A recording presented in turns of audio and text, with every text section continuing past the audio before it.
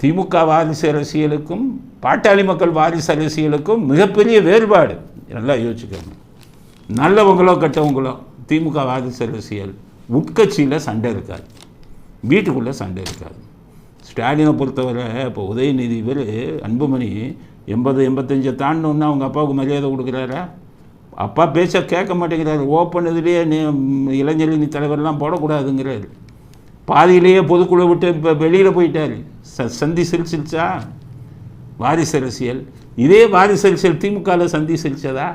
ஸ்டாலினை பொறுத்தவரை அவங்க அப்பா 94 வயசு ஆகிறவரை அமைதியாக இருந்தார். ஏதோ எனக்கு ஒரு துணை முதலமைச்சர் கொடுத்தா போதும் அப்படின்னு அமைதியாக இருந்தார். அவங்க அப்பாவை மீறலை. அவங்க அப்பாவோட ஸ்டாலின் சண்டை போடலை.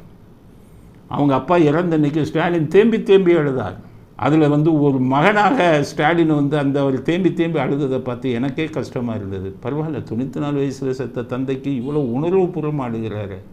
அவங்க அப்பாவுக்கு சமாதி வைக்கணும்னு போய் அழுகிறாரு எடப்பாடிட்ட. காலை பிடிக்க ரெடியாக இருக்கார்.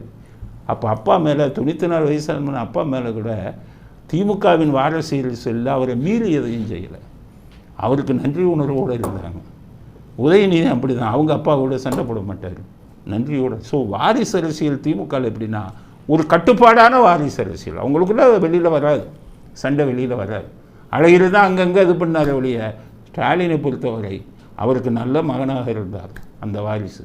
ஆனால் நாட்டை குட்டிச்சவராக்குனாங்க, அது வேறு. வாரிசு அரசியல் நாடு குட்டிச்சவராச்சு. ஆனால் குடும்ப உறவுகளில் அவங்க நல்ல டிசிப்ளினாக இருந்தாங்க. அதனால் ஆனால் இங்கே உள்ள வாரிசு அரசியல் எப்படின்னா, டாக்டர் ராமதாஸ் உயிரோடு இருக்கும்போதே அவங்க பையன் அவர் முந்துவதற்கு பார்க்குறார். அவர் பேச்சை கேட்கலை, அவரை டம்மி ஆக்கணும்னு பார்க்குறாங்க. அதனால் திமுக வாரிசு அரசியலை விட மோசமான வாரிசு அரசியல் பாமகவின் வாரிசு அரசியல். அதனால் இந்த தடவை கூட்டணியில் 2026 கூட்டணியில் ராமதாஸ் ஒரு முடிவை எடுப்பார், அன்புமணி வேறு முடிவை எடுப்பார். பாட்டாளி மக்கள் கட்சி பிளந்து போவதற்கு வாய்ப்பு இருக்கிறது.